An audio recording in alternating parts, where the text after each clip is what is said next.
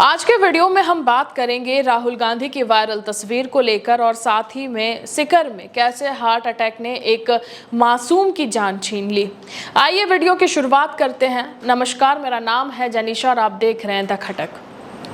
16 जुलाई 2025 को लखनऊ की MP MLA court में कांग्रेस नेता राहुल गांधी की एक तस्वीर सोशल मीडिया पर वायरल होती है, जिसने एक नए विवाद को जन्म दे दिया है। लोग तरह तरह के कयास लगा रहे हैं और ये तस्वीर तब ली गई जब राहुल गांधी 2022 में भारत जोड़ो यात्रा के दौरान भारतीय सेना के खिलाफ कथित मानहानिकारक टिप्पणी से जुड़े एक मामले में कोर्ट में पेश हुए थे। तस्वीर के साथ दावा किया गया है कि कोर्ट के जज ने उनके साथ सेल्फी ली है और ये सारी खबरें सोशल मीडिया पर वायरल होती है, ट्विटर पर ट्रेंड करने लगती हैं और साथ ही में लोग तरह तरह की कमेंट करने लगते हैं, जिससे कोर्ट की निष्पक्षता पर सवाल उठने लगे। हालांकि जांच में ये दावा गलत साबित हुआ है, क्योंकि सोशल मीडिया पर फेक खबरें फैलने में जरा भी समय नहीं लगता है। लेकिन इस घटना ने सोशल मीडिया पर भी गलत सूचना के प्रभाव और कोर्ट की गरिमा पर बहस छेड़ दी है। पेशी के दौरान कोर्ट परिसर में राहुल गांधी के साथ कई लोगों ने तस्वीरें खींची, जिसमें से एक तस्वीर सोशल मीडिया पर तेजी से वायरल हो गई है। कांग्रेस की प्रवक्ता प्रियंका गुप्ता ने इस तस्वीर को शेयर करते हुए दावा किया कि लखनऊ की कोर्ट में जज साहब भी हमारे नेता राहुल गांधी के साथ सेल्फी लेते हुए नजर आ रहे हैं। इस पोस्ट के तुरंत बाद विवाद खड़ा हो जाता है, क्योंकि इससे कोर्ट की निष्पक्षता पर सवाल उठने लगे थे। सोशल मीडिया पर कई यूजर्स और राजनीतिक खेमों में इसे दावे को बढ़ा चढ़ाकर प्रचारित किया कि जिससे ये संदेश गया कि जज पक्षपात कर रहे हैं।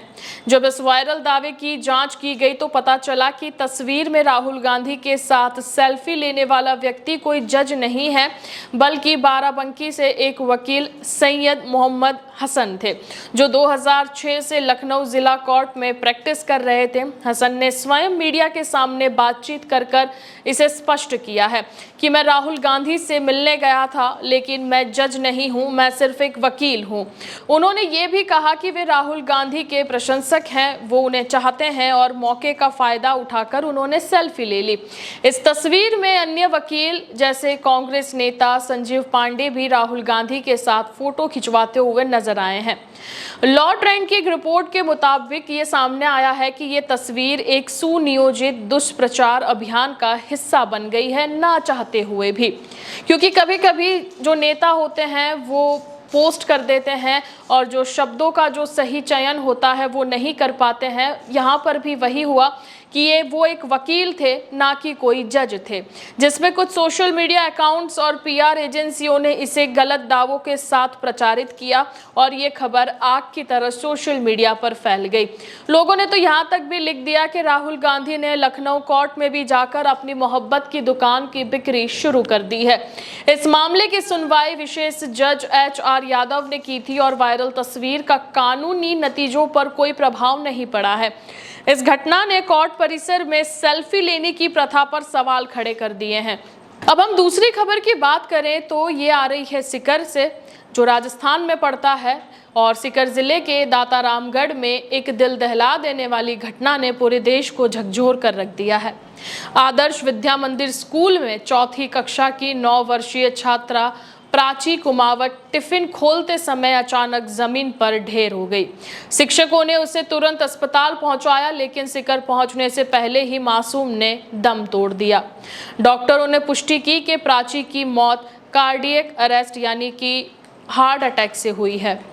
ये खबर न केवल प्राची के परिवार बल्कि पूरे समुदाय के लिए एक गहरा आघात थी। आखिर एक 9 साल की बच्ची जो स्कूल में अपने दोस्तों के साथ हंसी खुशी दिन बिता रही थी, ऐसी त्रासदी का शिकार कैसे हो सकती है।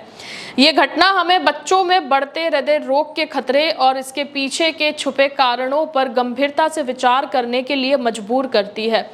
हम केवल सोशल मीडिया पर इस तरह के वीडियोस देखते हैं, चाहे गुजरात हो, राजस्थान हो, ऐसे कई राज्य हैं कि जहां से ऐसे वीडियोस हमारे सामने आते हैं कि कोई बच्चा खेलते हुए गिर गया, कोई बच्चा स्कूल में गिर गया, एक बच्चा टिफिन खोलते हुए जमीन पर ढेर हो गया और इन सब का एक ही कारण था, हार्ट अटैक।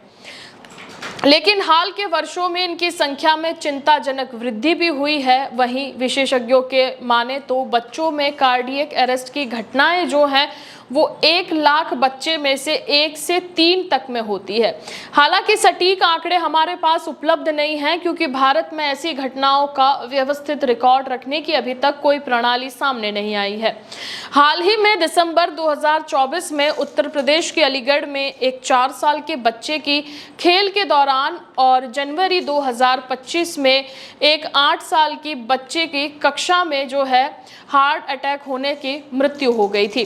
सिकर की ये ताज़ा घटना उसी सूची में एक और दुखद अध्याय को जोड़ती है। हालांकि भारत में बच्चों के हार्ट अटैक या कार्डियक अरेस्ट होने वाली मौतों का कुल आंकड़ा अभी तक स्पष्ट नहीं हुआ है, क्योंकि राष्ट्रीय स्तर पर इसका कोई केंद्रीकृत डेटाबेस अभी तक सामने नहीं आया है। फिर भी विशेषज्ञों के अनुमान लगाते हैं कि हर साल हजारों बच्चे जो हैं इस तरह की चीज़ों का शिकार होते हैं। ये एक ऐसी सच्चाई है जो हमें ये सवाल उठाने पर मजबूर करती है कि आखिर बच्चे जो जीवन की शुरुआत में हैं ऐसी गंभीर बीमारी का शिकार कैसे हो सकते हैं। कार्डियक अरेस्ट और हार्ट अटैक 2 अलग अलग स्थितियां हैं कि जिन्हें अक्सर भ्रमित किया जाता है। हार्ट अटैक तब होता है जब हृदय धमनियों में रुकावट का कारण बनती हैं और रक्त प्रवाह बाधित होता है। प्राची की मुस्कान अब केवल उसकी तस्वीरों में ही बच गई है। उसका टिफिन जो उसने अपने छोटे छोटे हाथों से खोला था वो अधूरा रह गया है। वो स्कूल की किताबें भी अब अधूरी रह गई हैं। ये दुख केवल प्राची के परिवार का नहीं बल्कि हम सबका है, हर बच्चे का है। हमें अपने बच्चों का भविष्य अब और सुधारना होगा। हमें उनके स्वास्थ्य के प्रति और जिम्मेदारी से कदम उठाने होंगे, वरना सोशल मीडिया पर आए दिन ऐसे ही वीडियोस वायरल होते रहेंगे और हम बच्चों को खोते रहेंगे।